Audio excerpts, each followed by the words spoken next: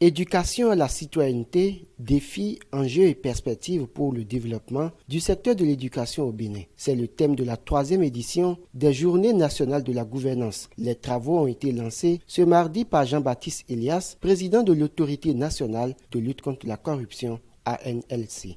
L'objectif général poursuivi par l'édition de cette année est de faire prendre conscience aux décideurs et aux citoyens béninois des défis et enjeux liés à l'éducation à la citoyenneté et de proposer des solutions adéquates.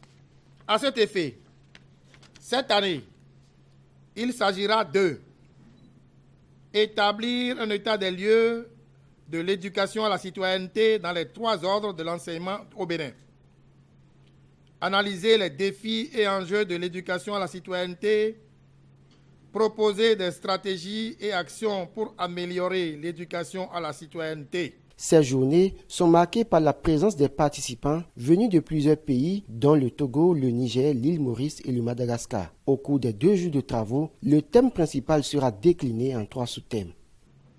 L'éducation civique à l'école primaire et dans les écoles secondaires au Bénin, expériences, pratiques, défis et perspectives.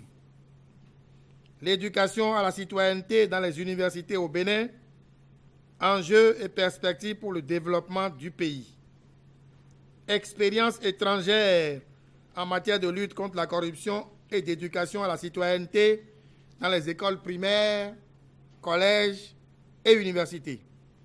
Je voudrais espérer qu'au terme de nos travaux, que la mise en œuvre des recommandations qui seront formulées contribuera à la dynamisation et à la généralisation de l'éducation à la citoyenneté dans les 3 ordres d'enseignement au Bénin.